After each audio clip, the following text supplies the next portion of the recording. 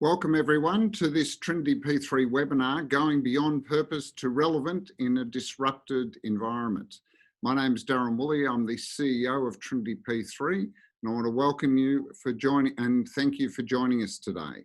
Before we start, I'll just go through some housekeeping. We plan to run this for exactly an hour, so we'll be finishing at 17:30 Australian Eastern Standard Time. We encourage you and ask you to put questions to us at any time, simply using the Q&A function on the Zoom panel. So just use Q&A. Happy for you to chat on the chat function, but the questions will be answered from the Q&A function.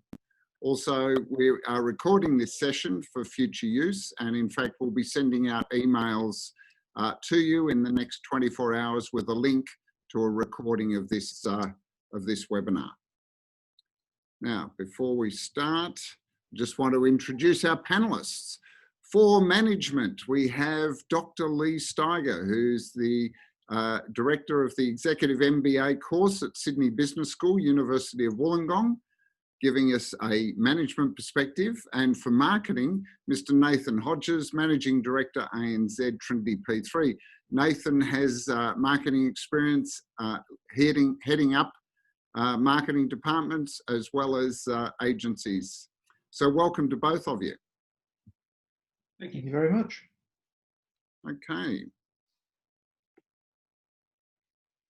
To get this started, you know, there's a lot that's been written over the last 5-10 years around purpose. So from my perspective, the first time I really got a perspective on purpose was in the book Built to Last, with Jim Collins talking about the concept of corporate purpose, but it seems to have expanded and morphed and changed in its meaning. So I thought maybe we should start with a question or a discussion around what do we actually mean by purpose? So, you know, why is it a hot topic, Lee? What do you think about when we hear these discussions around purpose? Well, first, I should say you should never believe all you read, but look, the way I see it more recently, we've got organisations in a spin or in free fall in some cases, and they're trying to reach out further to get a roadmap of where they want to be and an option or an opportunity to find their way. I don't think you can provide a blanket statement for purpose in terms of corporate without sort of seeking the individual or the human side of an organisation, the stakeholder side, and obviously that corporate as well. And a little bit provocatively, I do wonder if there has been a bit of a mismatch between the corporate mission and visions over the years now being morphed into purpose and with no real effect, as opposed to, if you like, finding your way. Because, you know, for a long time, in fact, back in the 80s when Gordon Gekko said, you know, greed, for want of a better word, is good, and that the real purpose of business was to drive shareholder value. I mean, but purpose in the conversations we hear is very rarely around shareholder value.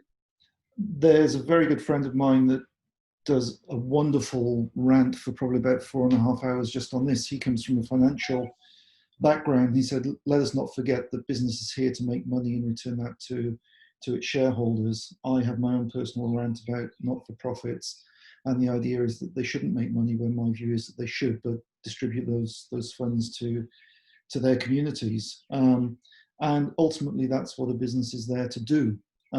More recently, it has to take into account the wider community view of what that business is. We were talking about this the other day about the cancelled nation, but the fact that if a customer base cannot align with a corporate and see its ways in theirs or their ways in its, then it's not going to make its money. So we should never forget we're there to make money, but without a clearly defined, this is who we are, this is where we're going, you're not going to get that alignment.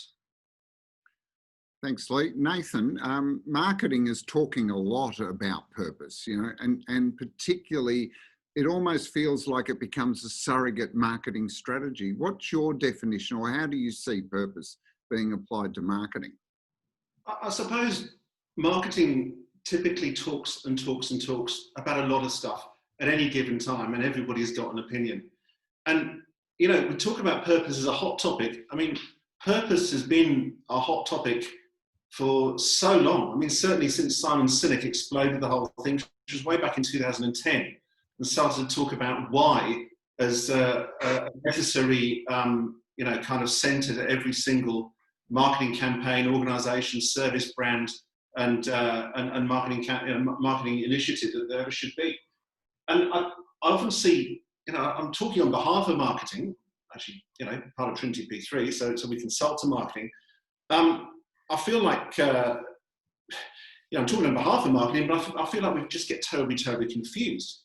And we end up projecting into purpose what we think is wrong with us actually being involved in making money, shifting product to people who want it at the maximum price possible, and maximising differentiation.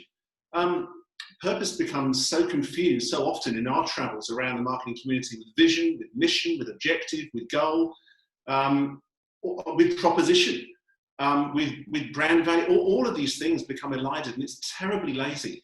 And I think it's important just to get back to basics here during the course of this conversation, and just get hard and fast about where purpose should actually sit and where it shouldn't in any kind of brand or any kind of organisation.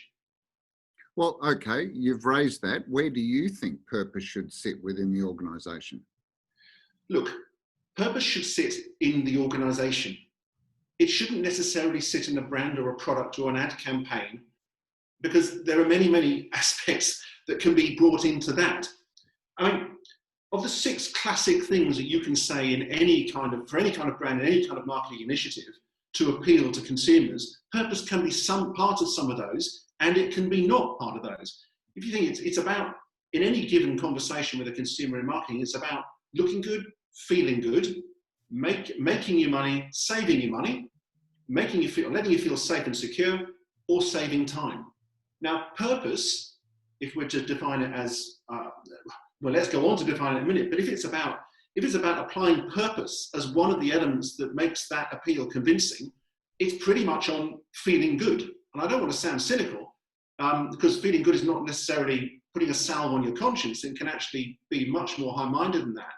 But that's really one of the only places, and perhaps looking good, where you put some weight washing on things and make you look like you're kind of helping out with the world and the future and making the world a better place.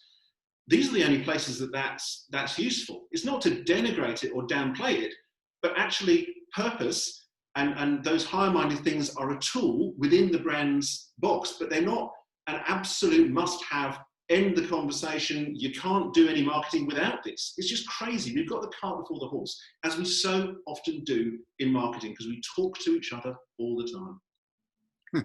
Rather than talking to our stakeholders and consumers. Or the consumers, yes, because a brand only exists in a consumer's mind, and we can only influence parts of that. And yet what we do is we huddle as marketers in seminars and webinars and books and TED Talks, and we think that we've got the whole thing sorted out between ourselves, and then we go and talk to our stakeholders, then run out and proclaim what we're about, and we fall flat on our faces time after time after time. Can I hijack this for just a second? Sure, I'll try to hijack it, so you can go ahead, Lee, absolutely. Yeah. Okay, group of us have just done some work, and it's real work talking to real businesses. And what we found pretty much over the last decade has been a down sizing of the capability of Australian companies in particular to develop new product, get them to market. Now, as an ex-quality guy, this whole sort of customer focus, understanding what the customer wants, developing exciting new products to satisfy that customer, your whole supply chain operations fits into that model, suggests to me that if organizations and in some sectors, new product development capability has now reached 0. In other sectors, it's running 100%. So the inability of businesses or managers within those businesses to develop products suggests to me that those managers are completely misaligned with their customer. And if they're misaligned with their customer, then clearly they're not going to make a few quid by selling product or services to these customers. But I wonder as well if they are so misaligned that they are using purpose as another kind of whitewashing, the same way we saw sustainability and every other fad since the 1980s. It just throw it out there as a conversation piece. But I am noticing more and more a gap between what we think customer want and what customer actually need.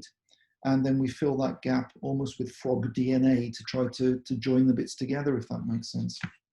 Yeah, I think but Lee, don't you, sorry, Nathan, Lee, don't you think that's a little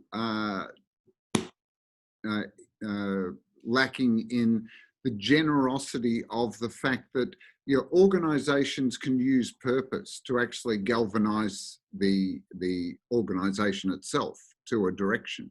You know, an organisation that is purely existing to make profit is not going to be as powerful as one that is aligned to a purpose that not only employees but suppliers, distributors, all of, you know, shareholders can actually align to. You know, Nathan's point before about one of the things that purpose seems to be is making people feel good about themselves works within the organisation as well as it does with consumers, doesn't it?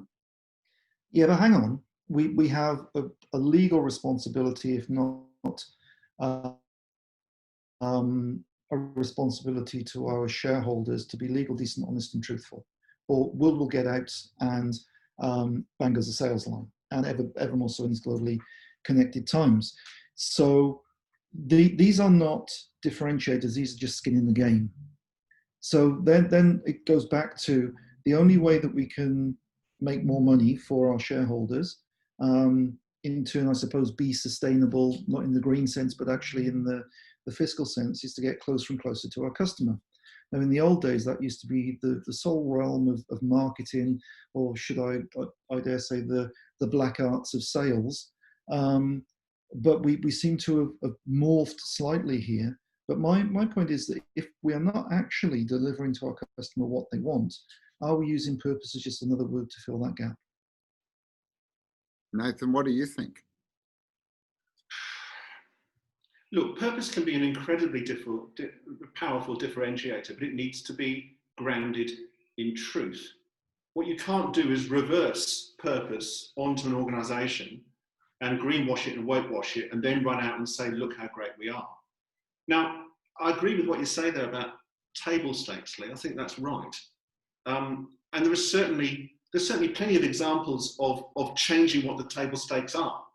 If I think of a brand like Thank You, for instance, which just appeared from almost nowhere and is suddenly all over the supermarket shelves and gives me, as a consumer that passes, the ability to buy something that actually doesn't pollute the waterways and is thought through in terms of its environmental impact.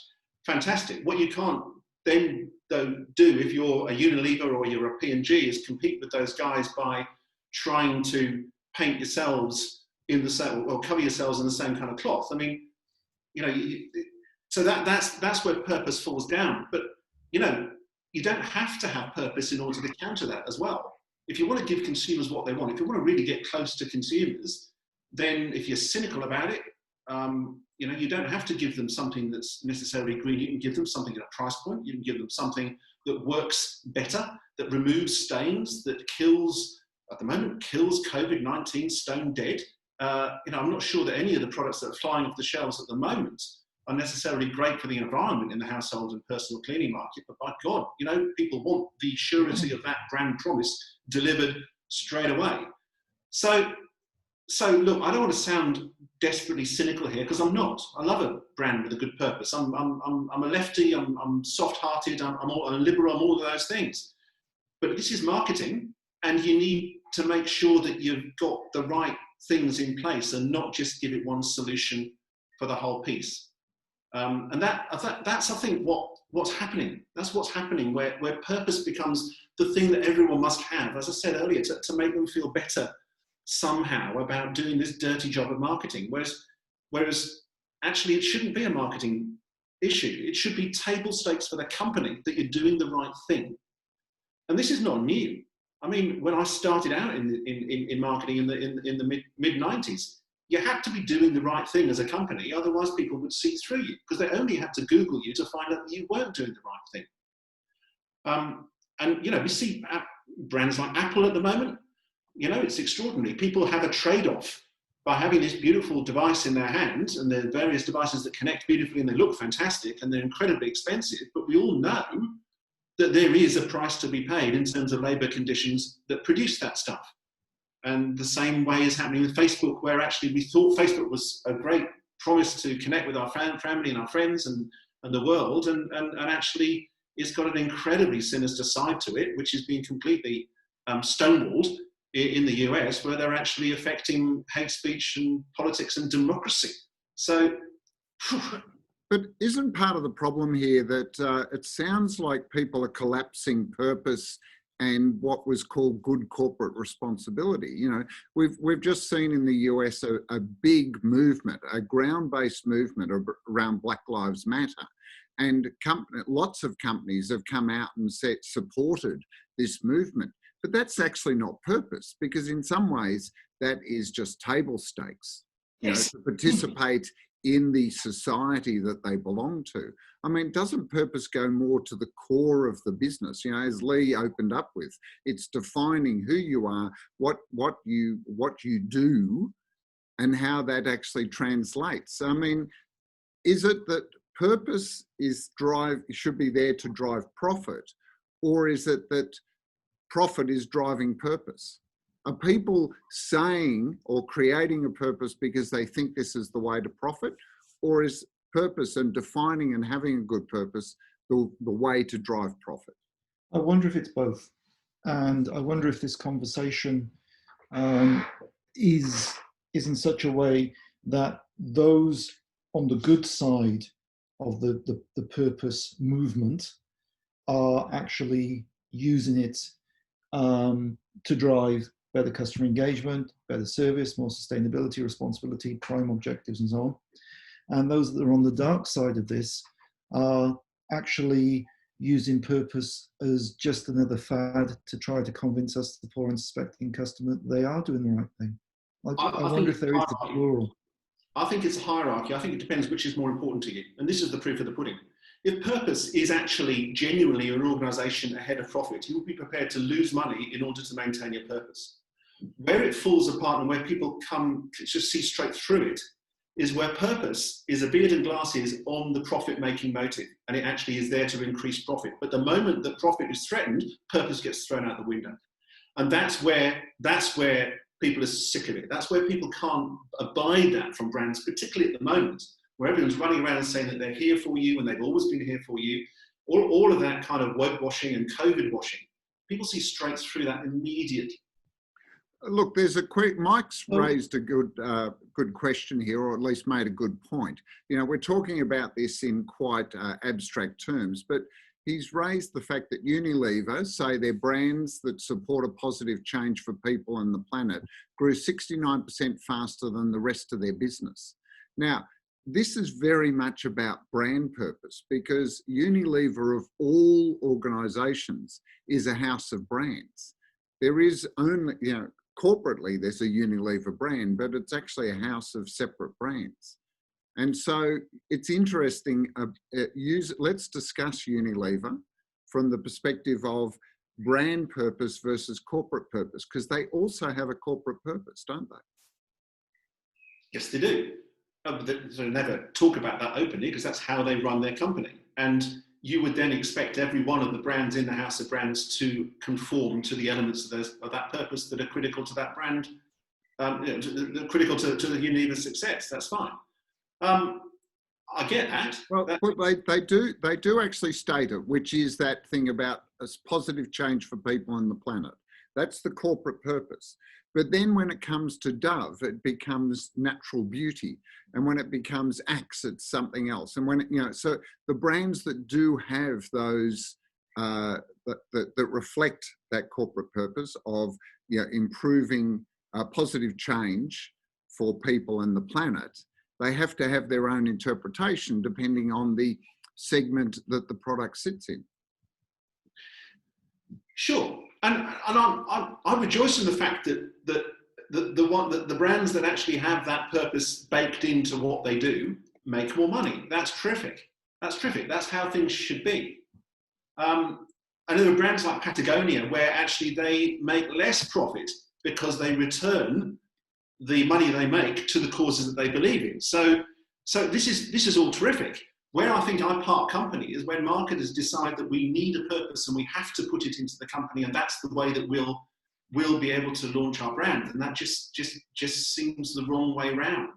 If you're trying to fit a purpose onto the company or onto the organization where it hasn't existed before, which I think happens so often, because these purposes get generated in workshops with other marketers and agencies and consultants sitting around trying to push it higher and higher and higher up the hierarchy, until you get, a plate of chips that's supposed to help you make the world a better place, and you just get the gulf is so ridiculously enormous that no one would possibly, outside the marketing department, think that you're anything other than a complete nut job. So what you're talking about, Nathan, is the adopt a purpose strategy. So rather than find the purpose within the organisation, it's adopt the purpose that sort of best fits, try it on and see. I think there's that. I think also you just need to keep your feet on the ground. A ketchup isn't going to, I say that, Paul Newman's dressings actually had a purpose attached to them and were really successful. But, half of the prosaic products that most consumers buy and have this half-assed form of a brand in their heads that's associated with that, it's not going to be about saving the world or changing, changing society or combating racism. It's a piece of cheese. It's a bottle of water. It's not something that's ever going to be realistically linked to that. So you need to it's okay to have an insight, and it's great to be doing more than just selling something. Good to have an insight. Ridiculous if you're starting to go into these higher order things about changing the world and about supporting Black Lives Matter and about being with you 24/7 in these difficult and unprecedented times. Jesus, do something. Don't keep saying it, do it. And it's much more then at the corporate level and the organizational level, and that's where the rubber really hits the road. So Lee, what's your perspective? My head's still going around the hierarchy, and is purpose actually the promise? And if you get caught out because you're breaking your promise to the customer base through your marketing love-ins and beanbag sessions, my head's still spinning because this hierarchy thing interests me. It interests me because it's suggesting that purpose isn't actually something that should be held within the hands of the marketeers, but is actually something that comes from the core essence of what any company is. You strip it down, you take everything else away, you take the logos off the wall, and what are you left with? You're left with an absolutely undeniable fact that this is what this company is and this is what this company does. And if its sole purpose is to make squillions for its shareholders, then you're left in no doubt. If its sole purpose is to make a few quid and give something back to its community, be it its suppliers, its workers, its customers or whatever. But it seems to me that there is an underlying essence that makes a difference between good corporate purpose and the purpose wash from the marketing department. And I like the idea around hierarchy. Well, it's interesting, the example that Mike raised with Unilever, because it does get thrown up a lot, is about they must have, as an organisation, developed a corporate purpose and then found or reviewed the brands that could align to that. Because wouldn't the danger be if you had a corporate purpose and then had a lot of brand purposes that weren't supported by the corporate purpose? I mean, you're almost immediately setting yourself up for failure, aren't you? Well, and I wonder what Unilever do when they find brands that they cannot find a way to align it to their core corporate purpose of supporting positive change for people and the planet. You're in corporate conflict, and sooner or later you're going to get found out. And then the PR people start to make a squillion off the back of the cleanup. Just another thing that's occurred is it easier for a smaller organization who by definition are closer to their customers where it matters in terms of the decision makers, more likely to have a more meaningful purpose than maybe some of the larger ones who were oft removed from the buying public? Look, I think it's an interesting view, because the closer you are and the smaller you are, then that you can develop a deeper, more focused purpose.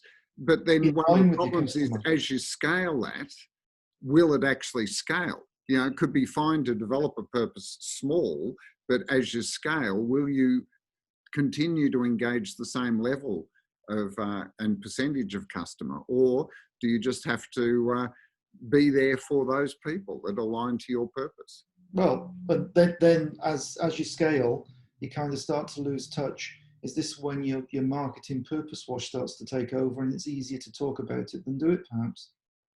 But Ben and Jerry's was bought by Unilever. Yes. I mean, Ben and Jerry's was a small startup by a couple of hippies, and arguably the only people that they could have been bought by and kept all their principles intact was Unilever. There was a lot of cynical eyebrows raised at that purchase at the time, but it's kind of stood the test of time since then. So I think it can be done, but I think Lee, I think it depends. If you start up a company and you're very close to your customers and you've got an innovative product and off you go, you've got to have worked out where you stand. Are you there to make a squillion, or are you there to actually advance something that you think is important for consumers, for the supply chain, for the planet, for society, whatever it is? Because a principle isn't a principle until it costs you money, as I think Reed said that. I think it was Reed. No, Bill Bernbach. Well, Bill Bernbach said, my old agency. He said that. I think lots of people have said that before and since, I've no doubt. But you know, if you haven't got that, and you know, what's that old thing about the principle? Oh no, I can't remember that thing. It's about, it's a Bernard Shaw thing about when he asked somebody the story about whether he asked somebody whether they'd sleep with him, and she goes no, and she goes, well, what if I gave you 10 million quid to do it, whatever it is? And he goes, well, and okay, what do you think I am? He said, we've established what you are. We've only just established the price. I didn't sign up very well at all. I should have rehearsed these things, don't you think? But anyway. So you've got to get, this is your point about hierarchy, Lee. You've got to get absolutely clear about it. And if you are going to be bought out at some point, and you're going to be bought out for your principles, then, okay, they weren't really principles. So Nathan, on the basis of that we've discussed this hierarchy, do you think purpose is a marketing function, or do you think it should be a corporate function which marketing aligns to? I wish there was an easy black and white answer to that, but there isn't, because it's marketing and it's messy and it involves people.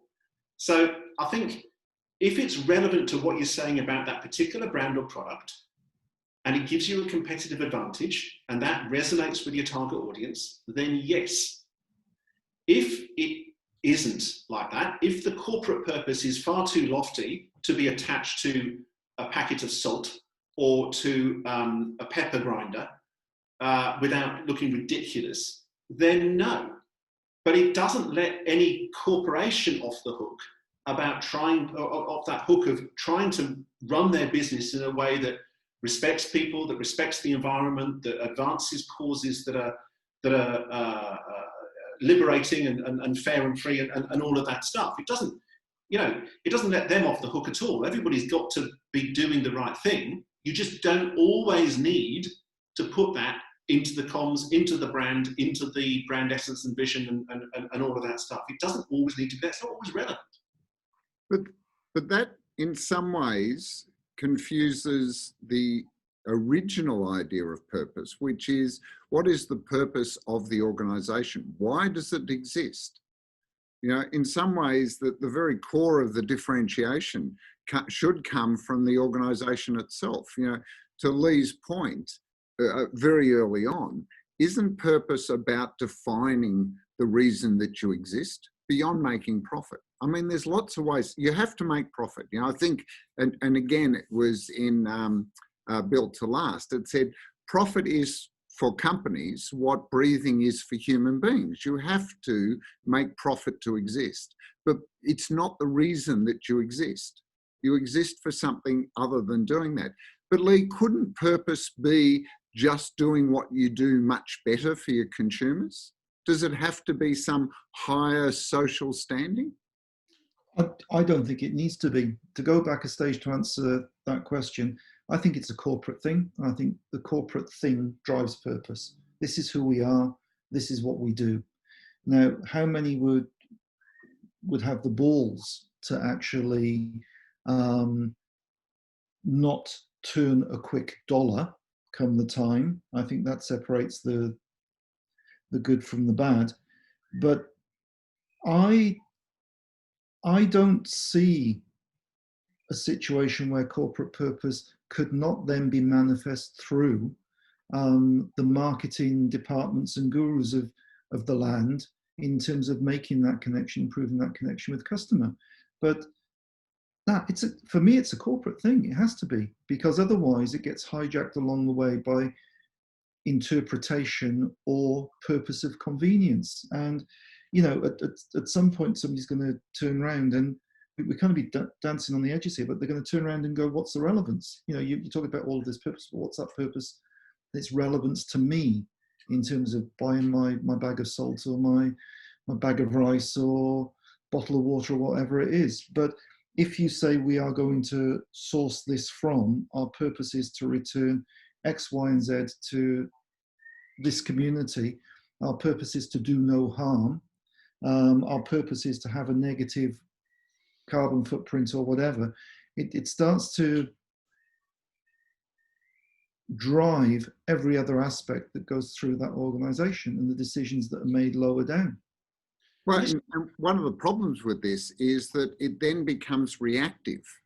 If the purpose isn't at the core of the reason the business exists, and actually John makes a really good point. He's just written here, is the word purpose the right expression? Should it be promise or belief? Why we are? Let's get disruptive with opening the dialogue. I think what that's talking about is, if you're going to make purpose a marketing function, I think you have to move away from core corporate purpose to turning it into something like, here's our promise, or here's our belief, here's what we want to share with you, and make it much more reactive rather than core. For the benefit of the viewers out there, I'm not reading text or anything else. I kind of make my notes to go along, and I've actually got here on the finger is promise. And as we were getting through the conversation, my arrow kept coming back to this promise. Your purpose actually provides that promise to your customer. It's up to your customer then to decide whether that promise is relevant to them or not. Is purpose the right thing? Don't know. I've long held the belief that relevance is probably more important than purpose. Exactly. So I think promise can be a purpose, but also a promise can just be a promise from a brand, and that's okay. I kind of think that the whole construct of a purpose sometimes is just not very useful here. I mean, I've done a lot of facilitation with companies, and if you're looking at their vision and their mission, there's nothing wrong with putting profit right in the center of some of those boxes. That's fine. You then might put some guardrails around about how we're going to do that. Right? We're going to do it by doing no evil, like Google did, or we're going to do it by sourcing sustainable this, or we're going to be doing it by having an employment policy that's like this, or taking this position. That's okay. That's okay. I think you don't necessarily need to go, what's missing at the heart of this company? It's just dead. It's just money, and that's all you need. We need to put something in there, and then pick up something from anywhere and force it in there. If it wasn't in there in the beginning, then it won't be in there after the workshop.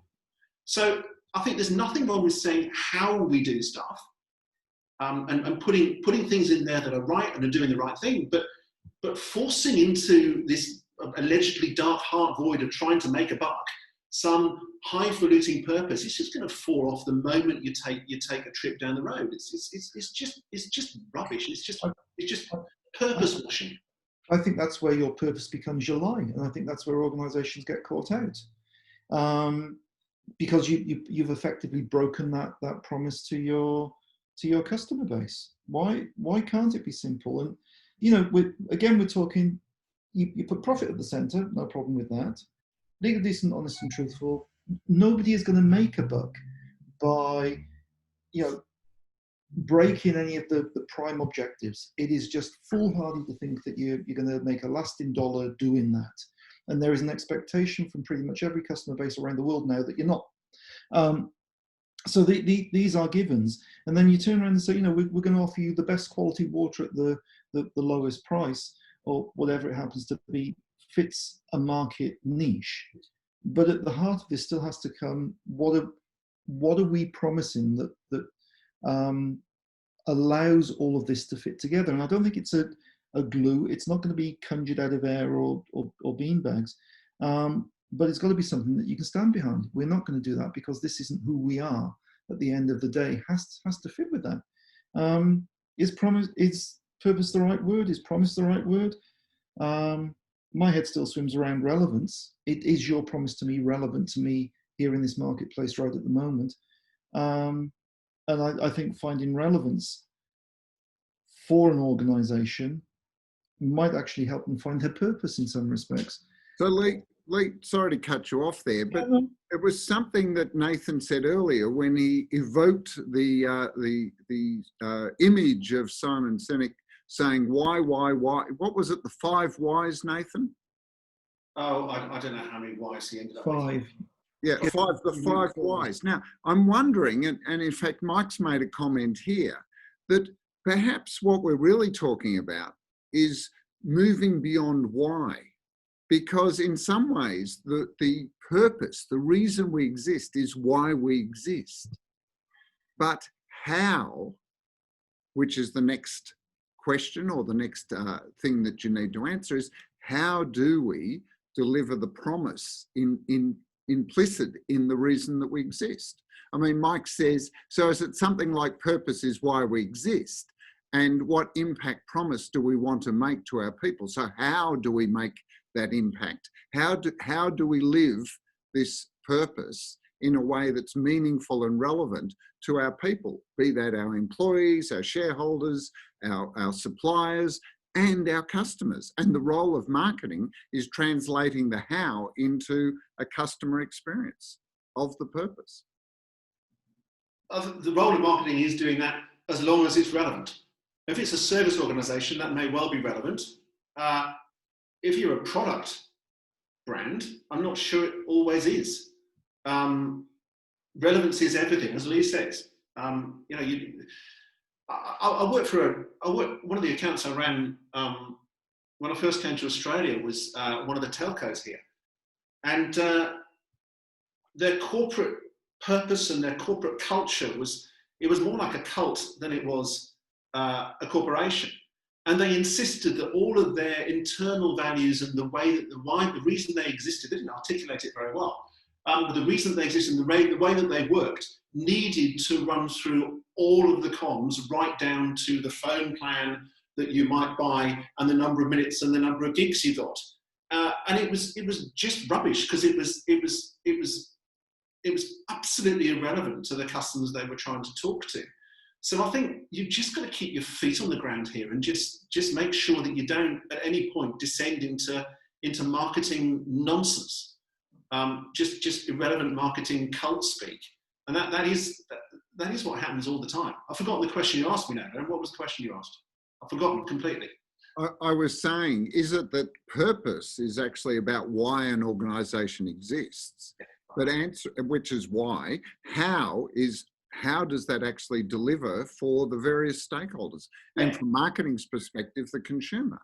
I mean, if you can link those together, let's take Unilever as an example.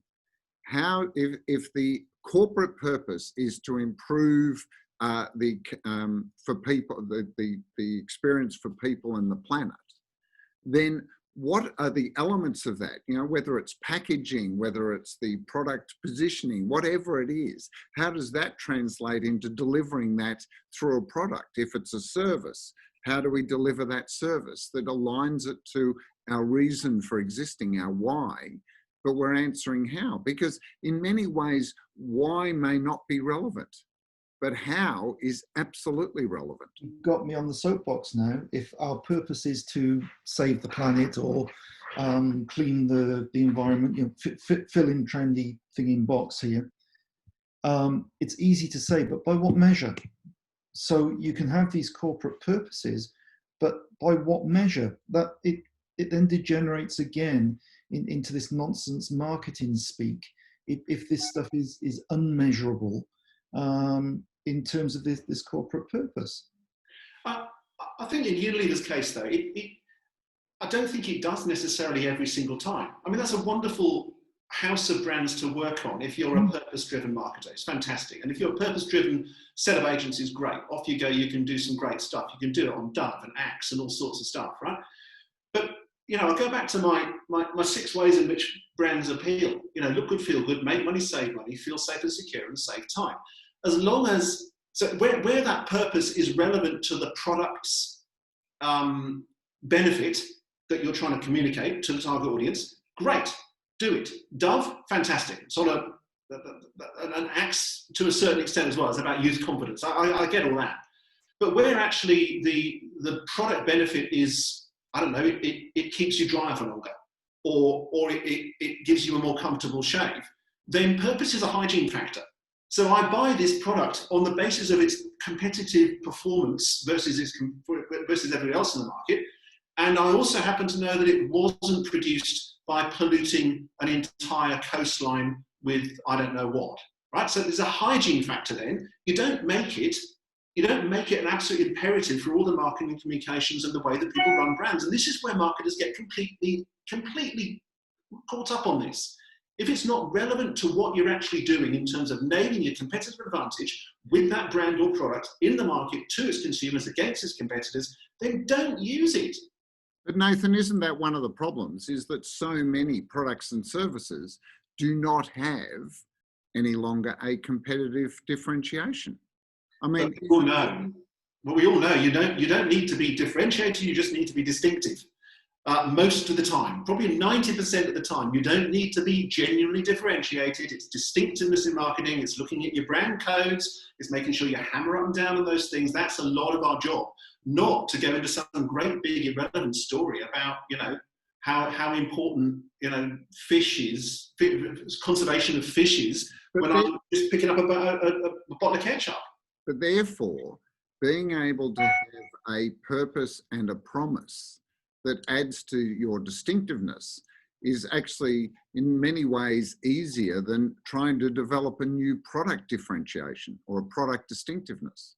Maybe it is, but there are also many, many other avenues open to marketers, of course, to go and get that kind of distinctiveness in the market. It might be tone, it might be, I'm not going to go through all of those.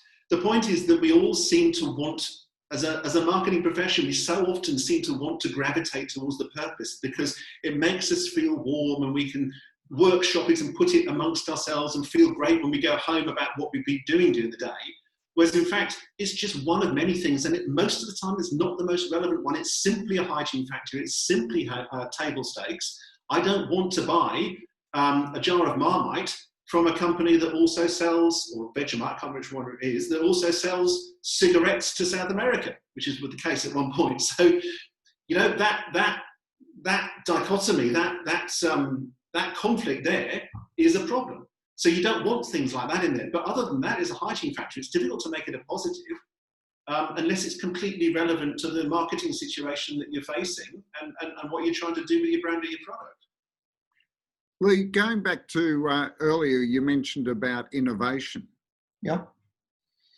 Is innovation, what is, from the process of driving innovation in an organisation, isn't part of that aligning to the purpose? Because an organisation could actually innovate in all sorts of areas, but doesn't purpose help them focus on where those efforts should be applied?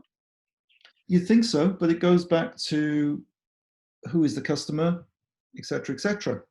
And on the innovation side, you're looking within any organisation, people, product, technology, innovation. and the technology innovation, be it a food blend or whatever within your product, is a part of that gig alongside the IT.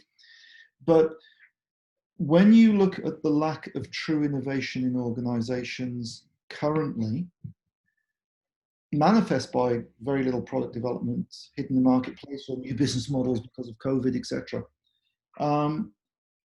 It seems that innovation is another one of these words, a bit like purpose, that's being sprinkled around. Nip down the shops, get me half a kilo of innovation, and while you're there, can you pick up a bag of purpose, please? As opposed to being embedded in the whole structure, DNA of any organization. And it's okay, any new product development activity, any marketing activity, doing their best to try to align what the company is offering or what the company is going to potentially offer to a purpose. But if that company at the end of the day has no core DNA in this, it's not going to come together. And you end up, as Nathan said, with this kind of wash or nonsense that means nothing to a customer. So it's an absolute third rail innovation within organizations, especially in Australia at the moment. If you look at the innovation readiness index, we were running something like 30th in the world, which sounds okay until you look at the real data. And then we get our butts well and truly kicked by countries such as Rwanda and Mogadishu. The lack of investment in innovation. All of this has a net effect on what a company does and where it's going into the future. So it may very well today pay a few extra bucks into the coffers of its shareholders at the point it's opening a vein or chopping off its other leg to be able to do this. And at that point, if its purpose is to provide more innovative, green, and socially responsible products to our customers, how is it going to live up to that purpose or that promise when it is clearly trying to cut its throat all the way along its ecosystem? So a bit like purpose, you run a very dangerous path talking about our purpose is innovation within an organization. By what measure? Because by most measures at the moment, we are doing very, very poorly. So your feeling is that purpose, unless there is some sort of measurable, demonstrable and measurable performance metric, is largely irrelevant. Yeah, it's like all of your, the joke about marketing, 50% of marketing works, 50% of it doesn't. The trouble is you don't know which it is. Provide a measure you can actually work out, your marketing becomes more effective. And it's the same with any aspect in business. Innovation is absolutely in the same space. It is a process in the same way that marketing is a process when you get it right. It has formulas, it has ways that you do things, and so on. And yet we sprinkle it over bad companies in the hope they're going to get better. Are we sprinkling purpose on bad companies in the hope they're going to get better, where the good ones have a quiet purpose and just continue down the track knowing where they're going? Now, I don't think innovation is actually going to help you set purpose. I think purpose, where you are going effectively, the promise that you are going to make to your community, will actually drive your innovation. And we have seen phenomenal examples of innovation in the last 4 months with organizations because they've had nowhere else to go, because they've had to do something. And I'm not talking about those late night TV adverts about, we're there for you stuff. Nobody believes it. But I'm talking about companies that have suddenly lost all of their customers and yet have completely turned themselves around in a nanosecond. And if that is not an innovative company, what is? And at that point, we may very well argue that their purpose has just been to stay in business. Well, that's not that purpose to have at that point. But to stay in business, they've had to find a marketplace, they've had to connect with the customer base, and they've had to serve that customer base like no other. Now, if they can maintain that, they can maintain the purpose that got them started. So it's interesting you should say that, because there is an event company who quickly pivoted when all of their events disappeared because of COVID. pivoted to realizing that they had the ability to construct and they could make things. And they suddenly started designing office furniture and furniture for people working from home. Except that they also created a purpose, which was that a percentage of that money would go to a charity to support people in the event industry that had lost their jobs. They're currently employing 58 people. Am I allowed to give a crib, and I will tell you why? Is that I've just signed off a personal piece of work with them for one of my little hobbies, and I've just had the data back just before coming on screen. You're talking about Stage Kings. Yeah, and I bet you've bought a guitar stand. No, I did not buy a guitar stand or records, but I will tell you outside of the public domain what I have done. And it's a sizable contract, and it's a unique contract, and it's something that has completely rocked my boat. Why did I go to them?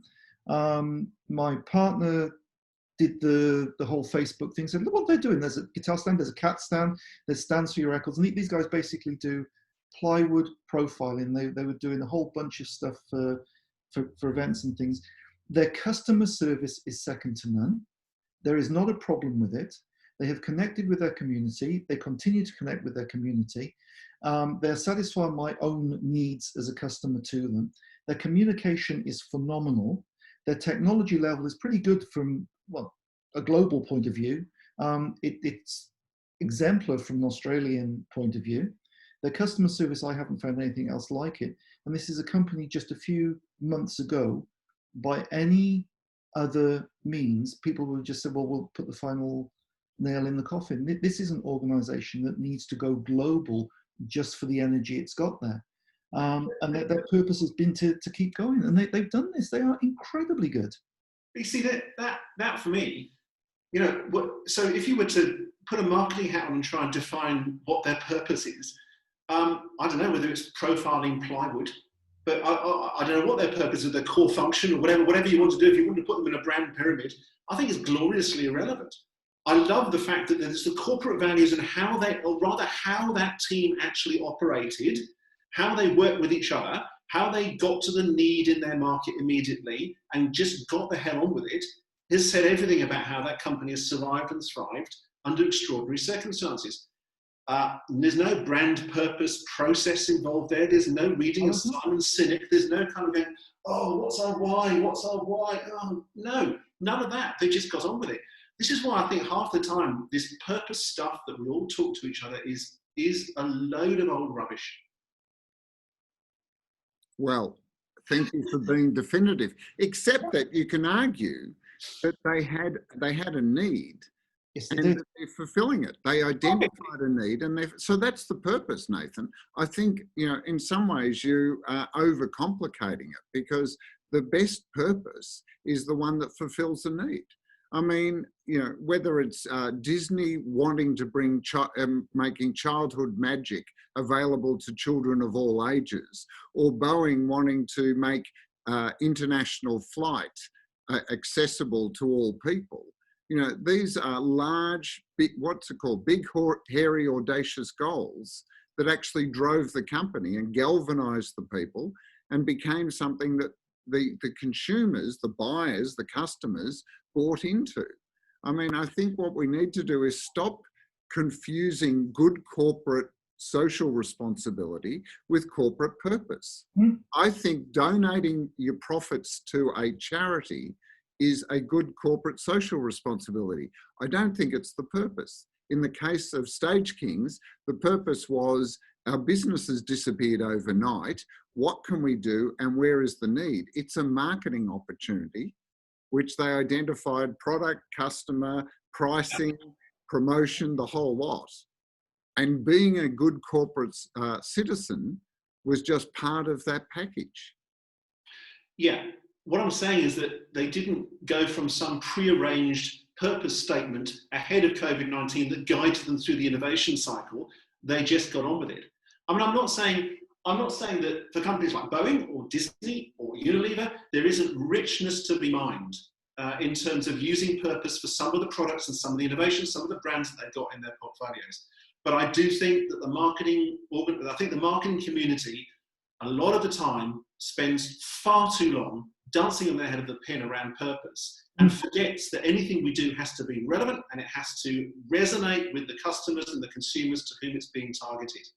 And I think we just go up our own proverbial sometimes, trying to paste and nail purpose onto something which to which it's entirely unsuited. If we can take the case of Stage Kings, I doubt very much, and I'm speaking as a customer. I've never met them. I'm looking forward to my stuff arriving in the next couple of weeks. Every dealing I've had with them has been absolutely professional, spot on. They fit my bubble of need and greed. They're brilliant. I doubt at any point a formal beanbag session was handled that says what are we going to do here. I imagine that the cold light of day, and we've all been there, the cold light of day says that there's no customer. How are we going to stay here? So there was an unwritten purpose at that point. And if that purpose manifested itself into we kind of like working with each other, we kind of like doing what we're doing, and we'd like to do more of it, I think that is an absolute legitimate purpose for that organisation, and long may it stand and long may they grow. And super simple, not complicated at all. Not complex, it doesn't need to be, no. But I'll tell you what, it focuses the mind. And what has that done for me as a customer? It's brought me alongside. I've seen their marketing. We've inherited 2 more cats. We've got 4 cats. We need 4 cat towers. We're all zooming. Gee, it would be good to have one of their backdrops here. The guitar stands are phenomenal. All of this stuff, yeah? But at the end of the day, my decision to buy from them, and it was a conscious decision to buy from them, wasn't based around any of that, but the fact that I came alongside and thought, I like what you're doing. You brought some joy and some delight into our household. I'm going to buy from you because I can, because I actually want to see you stay in business. So as a customer, I was actually able to align to, if you like, an unstated purpose that I saw, which is they want to stay in business. I'm okay with that. They're doing the rest and ticking the boxes in terms of giving back to the community, etc. That I would hope most businesses would do nowadays. Now, gentlemen, time has got away from us. Thank you both for joining the conversation. But we're going to have to stop it there. And I'm sure it's a conversation that's going to continue for quite a while. But in the meantime, what I do want to do is we have recorded this session, and it will be available. If you've not already subscribed, please subscribe to trinityp3.com/subscribe, because in that way we'll be able to keep you up to date with all of the things that are going on. There are 2 more webinars in this series. There's one next Wednesday, which is Innovating Broadcast Production During a Global Pandemic. And then the week after, Reducing Carbon Pollution in Marketing Communications from Out of Home to Point of Purchase. So for details on that, go to trinityp3.com/business-events. Lee, thank you very much for your time today. It's been a terrific conversation. And Nathan, thank you too.